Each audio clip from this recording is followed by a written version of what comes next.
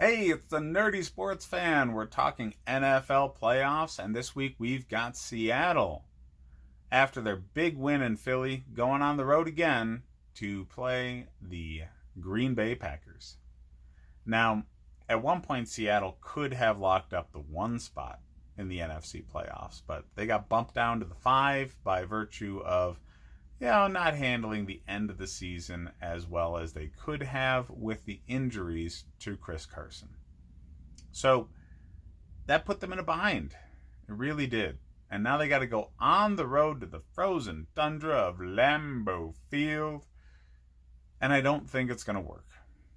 I really don't. A lot of people overlook the Packers. I've heard many people saying, oh man, this is the most underwhelming number 2 seed in the playoffs in recent memory. That's crap. That is such crap, it's insane. They're not a media darling. Okay? The Packers, their following doesn't change. It's going to stay the same. They're going to have diehards and people that don't pay attention to them at all. It's based off of the size of their market. It has nothing to do with how good they are. Nothing. This is what the media can sell you. And the media can sell you the Seahawks. They've got those shiny, bright green jerseys, and they're in a sexier market, so they have more people that they can really tap into and sell things to. Green Bay's not sexy. All right? It's a block of cheese. That's it. But they've got a good team. They rebuilt the defense this year. In one offseason, they really changed what this team is. They went from an Aaron Rodgers focused team where we're just going to throw the ball all over the damn place. Everything's going to be on the offense. Screw the defense. They went from that to we're going to focus on the running game because Aaron Jones gives us the best chance to win. And, we're going to rebuild the defense to get after the quarterback and create turnovers. Mike Pettine's defensive scheme has been fantastic in the league for a very long time. And with the addition of Za'Darius and Preston Smith this offseason, he got the pressure on the quarterback he needed. And then they went out and got Amos. They got a safety that can turn the ball over and really get that secondary in line. They just, with 3 guys added to this defensive staff and that coach, they were able to change to adapt to this scheme specifically extremely quickly and become dominant on that side of the ball. And that matters. It really matters because without Chris Carson, the Seahawks are not the running threat that they should be going into an outdoor game this late in the year against a strong defense whose only real weak spot was defending the run. You're not going to be able to take advantage of that in the way you should have been able to with Carson or Penny being healthy. So you're kind of stuck. You have to rely on Russell Wilson in order to win this game.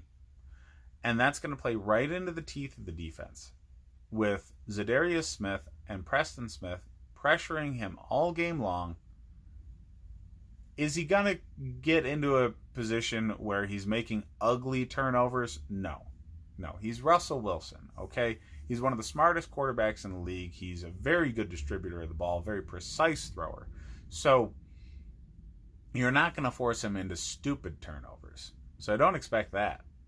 But I do expect you to get after him. I expect Za'Darius Smith and Preston Smith to be all over that dude. Seattle's defense is good. It's well-rounded. It's not scary like it has been in years past, but it's well-rounded. They get pressure when they need to. Clowney has stepped up. But last week they were going up against a hurt team that did not have the receiving threats that they need to make the offense work. And the offensive line has had injuries to deal with. You're going up against a more complete team this week. Well-rested team. They got last week off so they can get rested and healthy. And Aaron Jones is such a better running threat than anybody that Philly could have put against you. Again, based off of Philly's injuries.